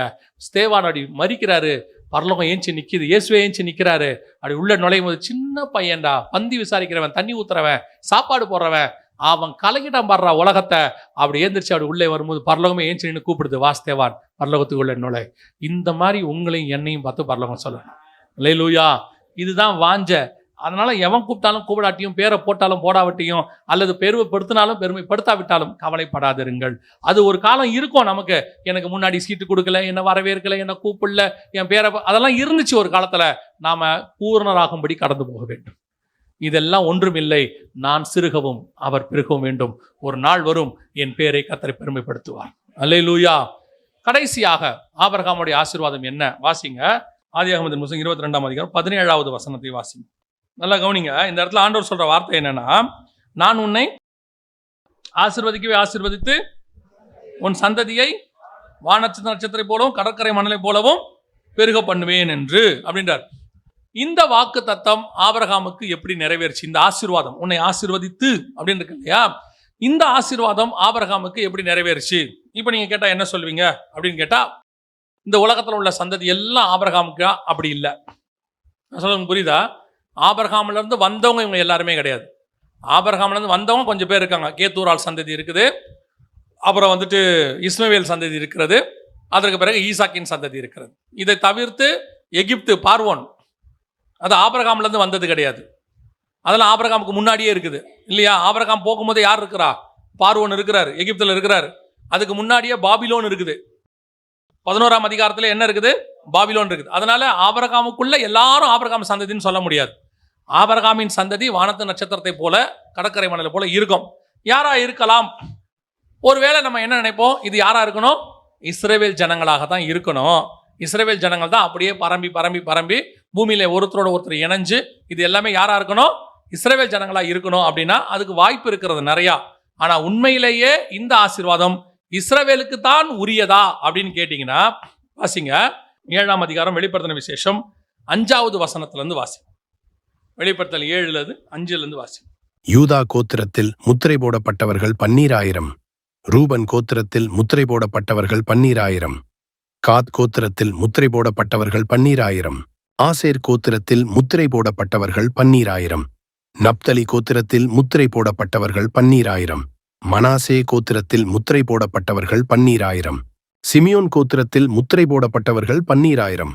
லேவி கோத்திரத்தில் முத்திரை போடப்பட்டவர்கள் 12000. இசக்கார் கோத்திரத்தில் முத்திரை போடப்பட்டவர்கள் 12000. செபுலோன் கோத்திரத்தில் முத்திரை போடப்பட்டவர்கள் 12000. யோசேப்பு கோத்திரத்தில் முத்திரை போடப்பட்டவர்கள் 12000. பென்யமீன் கோத்திரத்தில் முத்திரை போடப்பட்டவர்கள் 12000. மொத்த இஸ்ரவேலை எண்ணியாச்சு. மொத்த இஸ்ரவேல் எவ்வளவு இருக்கிறாங்க? கடைசியா பைபிள்ல 7ஆம் அதிகாரத்துல அந்த 1000 வருஷ அரசாட்சிக்கு, அந்த உபத்திரவ காலத்துக்கு என்று பாதுகாக்கப்பட்ட இஸ்ரவேலுடைய எண்ணிக்கை எவ்வளோன்னு அங்க இருக்குது. எவ்வளவு இருக்குது? 1,44,000 பேர் எண்ணியாச்சு. Total finish. இவ்வளவுதான் இஸ்ரவேல் கோத்திரம். அந்த 5ஆம் வசனத்துல முதல் 8வது வசனம் வரைக்கும் இருக்கு. அவங்க தான் 1,44,000 பேர். அப்போ இந்த இடத்துல 22:17 நான் உன்னை ஆசீர்வதித்து உன் சந்ததி வானத்து நட்சத்திரத்தை போலவும் கடற்கரை மணலை போலவும் இருக்கும்னு சொன்ன இந்த ஆசீர்வாதம் இஸ்ரவேலுக்கு பொருந்துமா? இங்க சொல்றாரு, இதே இதே வசனத்தை இன்னொரு இடத்துலயும் சொல்றாரு. 15:5 வாசிங்க. அவர் அவனை வெளியே அழைத்து, நீ வானத்தை அண்ணாந்து பார், நட்சத்திரங்களை எண்ண உன்னாலே கூடுமானால் அவைகளை எண்ணு என்று சொல்லி, பின்பு அவனை நோக்கி, உன் சந்ததி இவ்வண்ணமாயிருக்கும் என்றார். நல்லா கவனிங்க. இதுதான் என்ன கூடுமானால் எண்ணு அப்படின்னாரு.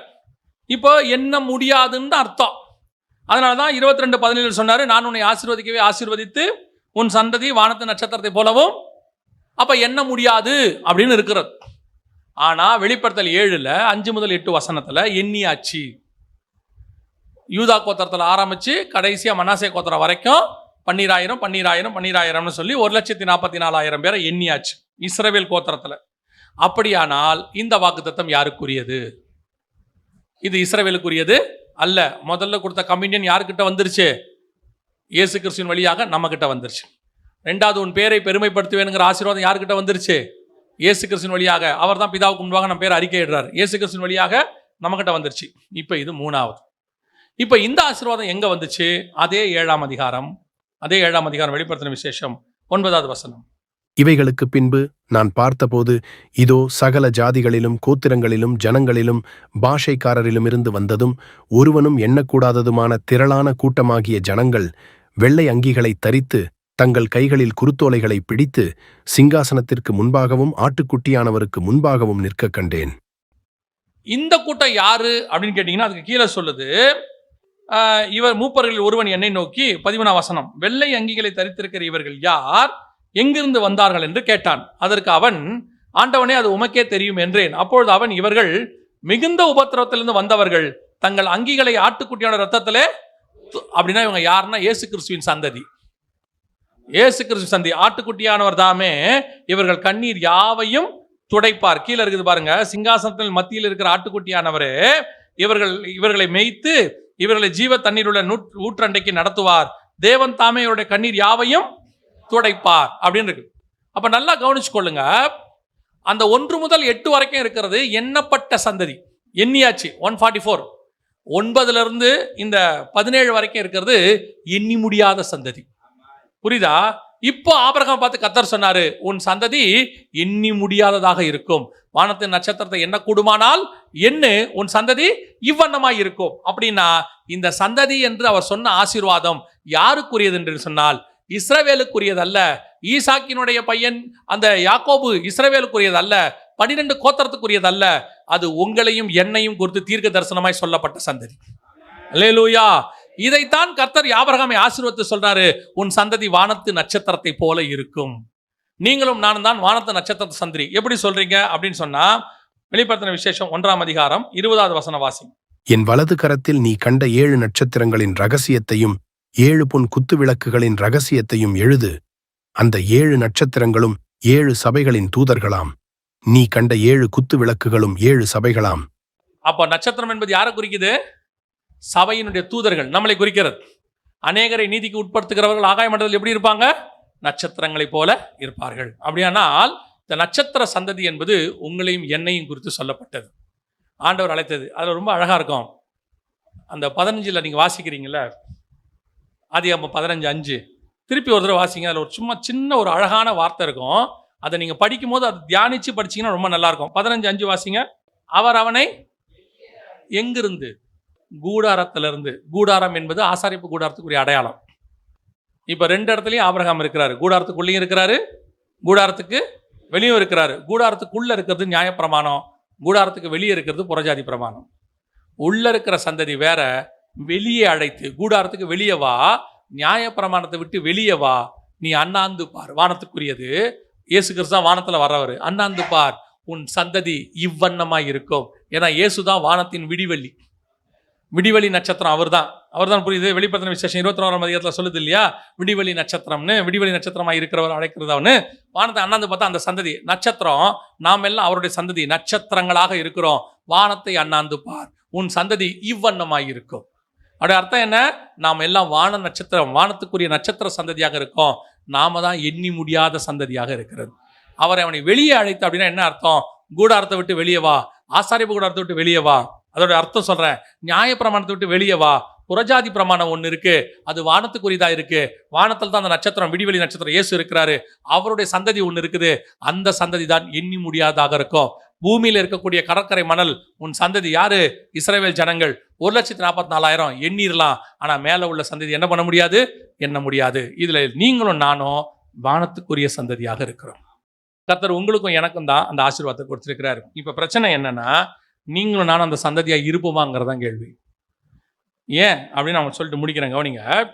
இந்த வானத்து நட்சத்திரம்ங்கிறது ஒரு காலத்தில் இஸ்ரவேலரை குறிக்கிறது. ஒரு காலத்துல, நான் 5 நிமிஷத்துல அதை உங்களுக்கு சொல்றேன், புரிஞ்சுக்க முடிஞ்சா புரிஞ்சுக்கோங்க. 15:5 உன் சந்ததி வானத்து நட்சத்திரமாக இருக்கும்னு சொன்னார் ஆண்டவர், சொன்னார் தானே. 22:17 வானத்து நட்சத்திரத்தை போலவும் கடற்கரை. இப்ப 2 ஆயிடுச்சு சந்ததி. என்னவாயிருச்சு? வானத்துக்குரியது, பூமிக்குரியது. ஏன் அப்படி வந்துச்சுன்னா, 15 ஆகார், உங்களுக்கு புரியுது தானே. 16 ஆகார் குழந்தை பிறந்துருச்சு. 17 ஆண்டவர் ஆபிரகாமுக்கு பிரமாணத்தை மாத்திட்டார். 17 ஆபிரகாம் இஸ்மவேலுக்காக விண்ணப்பம் பண்ணிட்டார், பிழைப்பானாக. கர்த்தர் அவனையும் ஆசீர்வதிச்சிட்டார். இப்ப 22 சொல்றாரு, உன் சந்ததி 2 இருக்கும், வானத்துக்கு 1, பூமிக்கு 1. அது உலக பிரகாரமா கர்த்தர் சொன்ன அந்த இடத்துல பாத்தீங்கன்னா, இஸ்ரவேல் 1, இஸ்மவேல் 1, 2 சந்ததி. அவனுக்கும் 12 கோத்திரம், இவனுக்கும் 12 கோத்திரம். அவனும் இஸ்மவேலுக்காகவும். ஆதியாகமத்தின் புஸ்தகம் 17ஆம் அதிகாரம் 18வது வசனமும் 20வது வசனமும் வாசிங்க பார்ப்போம். இஸ்மவேல் உமக்கு முன்பாக, 20வது வசனம், இஸ்மவேலுக்காகவும் விண்ணப்பத்தை கேட்டேன், ஆசீர்வதித்து மிகவும் அதிகமாக பெருக பண்ணி. இப்ப 2 ஆகி போச்சு ஆசீர்வாதம். அவனையும் ஆசீர்வதிப்பேன்ட்டாரு. இப்ப 22:17 சொல்லும் போது வானத்தின் நட்சத்திரம் இஸ்ரவேல், பூமிக்கு கடற்கரை மணல் இஸ்மவேல், 2 மாத்திட்டார். ஆனா நட்சத்திரம் என்பது இஸ்ரவேலை தான் குறிக்குது அப்படிங்கிறதுக்கு என்ன அடையாளம் அப்படின்னு கேட்டீங்கன்னா, உபாகமம் 1:10 வாசி. உங்கள் தேவனாகிய கர்த்தர் உங்களை பெருக பண்ணினார். இதோ இந்நாளில் நீங்கள் வானத்து நட்சத்திரங்களைப் போல திரளாயிருக்கிறீர்கள்.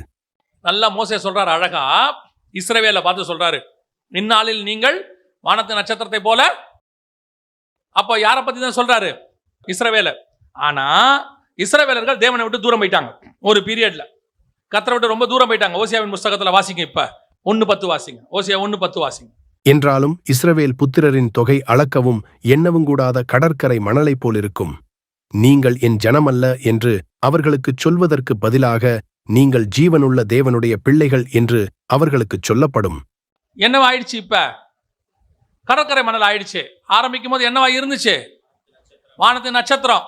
நடுவுல அவங்கள தெளிவா மோசே சொல்லிட்டாரு, நீங்க என்னவா இருக்கிறீங்க? வானத்து நட்சத்திரம்.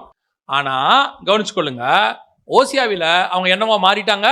கடற்கரை மணலாக மாறிட்டாங்க. அப்ப கடற்கரை மணலா மாறிட்டா வானத்து நட்சத்திரம் என்னவா இருக்குது? வேக்கண்ட்.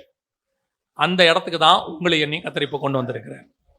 இப்ப அவங்க 1,44,000 பூமியில நாம எண்ணி முடியாத திரளான கூட்டமாக்கிய ஜனம் சிங்காசனத்துல. அப்போ அந்த இடத்துக்கு நாம வர்றவங்க இல்ல, அது வேற இடத்துக்கு அவங்களுக்குரியதான். அவங்க தள்ளப்பட்டாங்க, அந்த இடத்துக்கு கர்த்தர் நம்மளை கொண்டு வந்துட்டார். ஆனா அந்த இடத்துக்கு நீங்கள் நானும் போகணும். இல்லைன்னா நீங்கள் நானும் கடற்கரை மணலா மாறிடுவோம். அவங்க வானத்து நட்சத்திரமா இருந்தவங்க தான் கர்த்தரை விட்டு தூரம் போனதுனால என்னவாயிட்டாங்க? கடற்கரை மணல் கீழே விழுந்துட்டாங்கன்னு அர்த்தம்.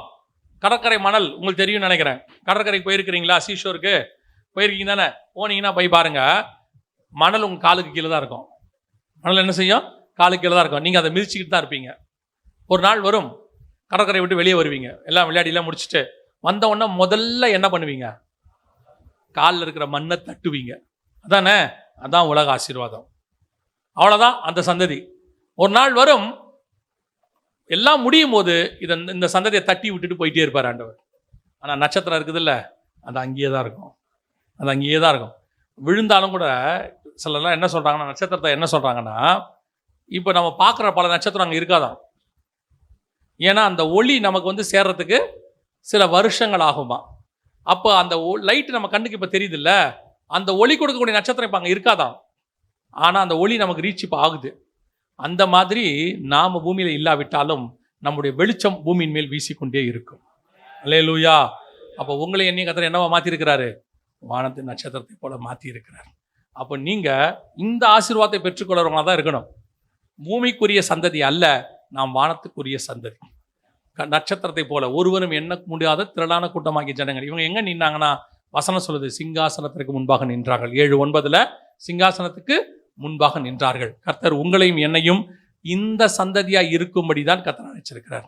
அப்போ ஆபிரகாமின் ஆசீர்வாதம் என்பது உன்னை ஆசீர்வதித்து உன் சந்ததியை பெருக பண்ணுவேன்னு சொல்றது. நிறைய பேர் என்ன பண்றாங்கன்னா, ஐயோ ஆண்டவர் இன்னைக்கு பூமியில குழந்தைய கொடுப்பாரு, பிள்ளைய கொடுப்பாரு அப்படின்னு. அப்போ உங்களுக்கு அந்த மாதிரி பிள்ளை கொடுத்தா ஓகேவா? எண்ணி முடியாத அளவுக்கு பிள்ளை கொடுத்தா ஓகேவா? சரி, என்ற மாதிரி ஒரு 12 குழந்தை கொடுத்தா ஓகேவா? நீங்களே இப்போ என்ன சொல்றீங்க? 2 போதும், அவ்வளோதானே. அதுவும் இந்த ஜென்ரேஷன்ல 1 போதும், அதை வளர்க்கவே முடியலன்றாங்க. நம்ம மிஞ்சி போச்சுன்னா 2. அப்போ நாம உலக ஆசீர்வாதம் சொல்றது எண்ணி முடியாத சந்ததி என்பது இதை குறித்தல்ல, ஆவிக்குரிய பிள்ளைகளை குறித்து.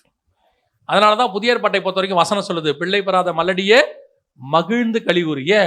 இங்கே பிள்ளை பிறந்தா உனக்கு 1 2, ஆனால் ஆவிக்குரிய பிள்ளை பிறந்துச்சுன்னா கோடி கணக்கில் உனக்கு பிறக்கும். பில்லி கிரகமாயோட ஒரு மீட்டிங்கில் 3 லட்சம் பிள்ளை, பேதுருடைய ஒரு மீட்டிங்கில் 5000 பிள்ளை, 2 மீட்டிங்கில் 3000 பிள்ளை, மொத்தம் சேர்த்து 2 மீட்டிங்கில் 8000 பிள்ளை. ஆண்டவர் அப்படி பிள்ளைகளை பிறப்பதற்கு வல்லமை உள்ளவராக இருக்கிறார். அப்படி நீங்கள் உலக பிரகாரமாக ஆசீர்வாதம் இதை சொல்லிட்டீங்கன்னா வாழ்நாளெல்லாம் 2 பிள்ளை தான், நம்மளே போதும்னு சொல்லிடுறோம். அவ்வளோதானே, 2 தான், மிஞ்சி போச்சுன்னா 3, அவ்வளோதான். ஆனால் எண்ணி முடியாத சந்ததியாக இருக்கணும்னா அது ஆவிக்குரிய சந்ததியை குறிக்குது, வானத்துக்குரிய சந்ததி.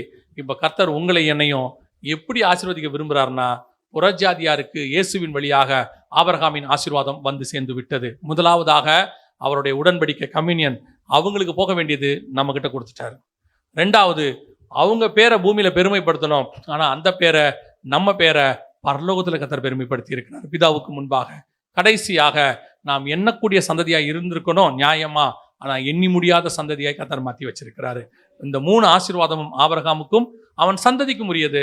அதை புறஜாதியராகிய நமக்கு இயேசுவின் வழியாக கர்த்தர் கொடுத்திருக்கிறார். அல்லேலூயா. நாம் ஜெபிக்க போகிறோம். ஏந்திரிக்கலாமா நம்ம எல்லாம் தேவ சமூகத்தில்? இந்த வார்த்தைகள் உண்மை உள்ளதாக இருக்கிறது.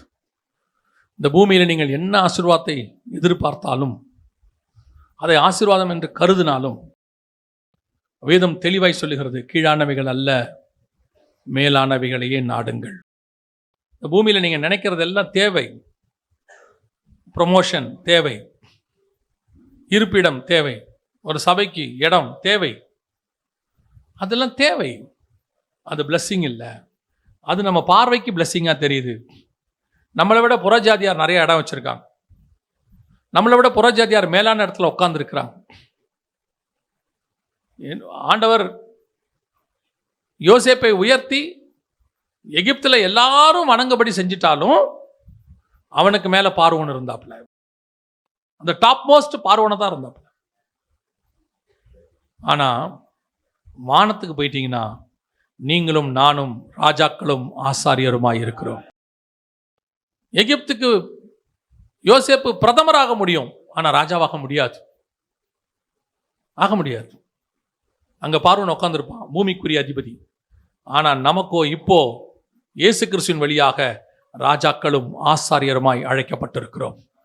ஏன்னா அவர் பூமியின் ராஜாக்களுக்கு எல்லாம் அதிபதியாய் இருக்கிறார். அதுதான் மையான ஆசீர்வாதம். நீங்க பூமியில தேடுறதெல்லாம் தேவை. நீங்க தேவைக்காக கர்த்தரை தேடுறீங்களா, ஆசீர்வாதத்துக்காக கர்த்தரை தேடுறீங்களா? ஆசீர்வாதம்னா அது வானத்துக்குரியது. ஒப்பு கொடுப்போமா தேவ சமூகத்தில்? ஆண்டவரே, எவ்வளவோ ஆசீர்வாதங்கள் ஆபிரகாம் கொண்டதை எங்களுக்கு கொடுத்துட்டீங்கப்பா. இயேசு கிறிஸ்துவின் வழியாக எங்களை கொண்டு வந்து சேர்த்துட்டீங்க. பிதாவின் வாக்குத்தத்தமாகிய பரிசுத்த ஆவி எங்களுக்கு வந்துடுச்சு, அவங்களுக்கு கிடைக்க வேண்டியது எங்களுக்கு வந்துருச்சு. இதெல்லாம் வச்சிருக்கிற நாங்க வானத்துக்குரிய சந்ததியாக, எண்ணி முடியாத சந்ததியாக, சிங்காசனத்துக்கு முன்பாக நிற்கிற சந்ததியாக, இரவும் பகலும் அவரை சேவிக்கிற சந்ததியாக, ஜீவ தண்ணீர் அண்டைக்கில் நடத்தப்படுகிற சந்ததியாக. ஆண்டவரே, பிதாவுக்கு முன்பாகவும் தூதர்களுக்கு முன்பாகவும் எங்கள் பேரை நீர் அறிக்கையிட போறதுக்காக ஸ்தோத்திரம். இந்த பூமியில நாங்கள் எவ்வளவு உயர்த்தப்பட்டாலும் அது ஒண்ணுமில்லை ஆண்டவரே, அது ஒண்ணுமே கிடையாது. ஆனா பரலோகத்துல நீங்க சொல்ற அந்த ஒரு வார்த்தை, உண்மையும் ஊத்தமுள்ள ஊழியனே, இந்த ஒரு வார்த்தை போதும் ஆண்டவரே. அதை தான் பரிசுத்தவாட்டி அவ்வளோ வாஞ்சித்து பாடினாங்க. அதை தான் ஒவ்வொரு பரிசுத்தவான்களும் காத்திருந்தாங்க. எனக்கொன்று நியமிக்கப்பட்டிருக்கிறது, அதை நான் வாஞ்சையாய் தொடர்கிறேன். எவ்வளோ பெரிய ஆசீர்வாதம். ஒப்பு கொடுப்போமா தேவ சமூகத்தில்? ஆண்டவரே, உம்மை சந்திக்கிற கூட்டத்தில், குறிப்பா பிதாவுக்கு முன்பாக, தூதருக்கு முன்பாக பேரை அறிக்கையிடுகிற கூட்டத்தில் நாங்கள் காணப்பட வேண்டுமே. நாங்கள் 10ஓட 11 நிற்க கூடாது ஆண்டவரே. 10ஓட 11 நிற்க கூடாது. கெபிக்குள்ள மறைஞ்சிருக்கிற 50 தீர்க்கதரிசி அல்ல நாங்கள். தோப்பு விக்கிரகத்தில் உட்கார்ந்து இருக்கிற 400 தீர்க்கதரிசிகள் அல்ல நாங்கள். கர்த்தருக்கு முன்பாக நிற்கிற ஒரு எலியாவாக, அந்த ஒரே மனுஷனாக, சாட்சியுள்ள மனுஷனாக, எப்பொழுதும் கர்த்தருக்கு முன்பாக நிற்கிறவர் என்ற சாட்சியோடு நிற்க கிருபை பாராட்டுங்கப்பா. நாங்க அப்படியே மறைஞ்சு போகிற கூட்டம் அல்ல, கர்த்தருக்கு முன்பாக எரிந்து கொண்டிருக்கிற கூட்டம். வீணை நாதம் தொனிக்கும் பொழுது எங்க பேரும் சொல்லப்படும் ஆண்டவரே. ஒப்பு கொடுப்போமா தேவ சமூகத்தில்? எல்லாரும் கரங்களை ஆண்டவருக்கு நேராக உயர்த்தி, ஆண்டவரே, ஆண்டவரே, இப்படியா ஆகிலும் உமக்கு முன்பாக நாங்க வந்து நின்னுறோம் ஆண்டவரே. உம்முடைய வாயிலிருந்து ஒரு சாட்சியை கேட்டுருணும் ஆண்டவரே. இந்த வார்த்தைகள் உங்களுக்குள்ள பேசுதா? நான் இந்த பூமிக்குரியவன் அல்லங்கிறது உணர்த்துதா? இந்த பூமியில பெருமைப்படுறதுக்கோ உயர்த்துவதற்கோ நான் இல்லைன்னு தெரியுதா? உங்களை உயர்த்தணும்னா கர்த்தர் உயர்த்திட்டு போறாரு. உங்களை பெருமைப்படுத்தணும்னா கர்த்தர் பெருமைப்படுத்திட்டு போறாரு. ஆனா என் தேவையெல்லாம் பரலோகத்தில் நான் உயர்த்தப்படணும். கர்த்தருக்கு முன்பாக நிக்கணும். கர்த்தர் என் பேரை சொல்லணும். அதுதான் என் வாஞ்சை. பூமியில அவர் என்னை உயர்த்தினாலும் சரி, உயர்த்தா விட்டாலும் சரி, என்னை புழுதியிலிருந்து எடுத்தாலும் சரி, எடுக்கா விட்டாலும் சரி, கர்த்தர் என்னை வாழ வைத்தாலும் சரி, கொன்று ஓட்டாலும் சரி, அவருக்காக வாழவும் மரிக்கவும் நான் தயாராக இருக்கிறேன். நான் உலகத்தின் மேன்மைக்காக அவரை தேடவில்லை. உலகத்தில் உள்ளவைகள் என் தேவையும் அல்ல. நான் இம்மைக்காக மட்டும் கர்த்தரை பின்பற்றுகிறவனாய் இருந்தால் நான் பரிதவிக்கப்பட்டவனாய் காணப்படுவேன். என் தேவையெல்லாம் பரலோகம். என் தேவையெல்லாம் மேல இருக்கு. என் தேவையெல்லாம் மேல இருக்குது. ஒப்பு கொடுப்போமா தேவ சமூகத்துல? என்னுடைய வாஞ்சையெல்லாம், தேவையெல்லாம், ஆசையெல்லாம் நீங்க தான் ஆண்டவரே. என் வாஞ்சையெல்லாம், தேவையெல்லாம், ஆசையெல்லாம் நீங்க தான். உலகத்தில் நாங்க பார்க்கிற ஆசீர்வாதம், உயர்வு, பணம், ஆஸ்தி, சம்பாத்தியம், மனுஷர்கள், உறவுகள் எல்லாம் ஒளிந்து போகும், எல்லாம் மறைஞ்சு போகும். 3 தலைமுறைக்கு முன்னாடி இருந்த நம்முடைய முற்பிதாக்கள் யாருன்னு நமக்கு தெரியாது. நம்முடைய 2 தலைமுறைக்கு முன்னாடி இருந்த தாத்தா பேரு நமக்கு தெரியாது. நம்முடைய பேர் அடுத்த 3 தலைமுறை கிடைத்து நம்முடைய பிள்ளைகளுக்கு தெரிய வாய்ப்பில்லை.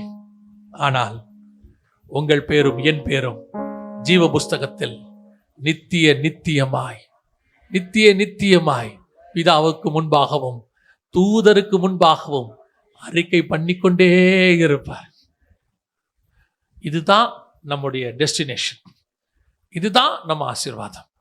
ஒப்பு கொடுப்போமா? விருப்பப்பட்டு இந்த வசனம் உங்களுக்குள்ள கிரியை செஞ்சா மட்டும் உடனே கையை தூக்கி கிரியை செய்யுதுன்னு போலியா மாய்மாலமா செஞ்சிடாதீங்க. அதில் உங்களுக்கு எந்த பிரயோஜனமும் இல்லை. ஏன்னா மனுஷனுக்கு முன்பாக தான் கை தூக்குவீங்க.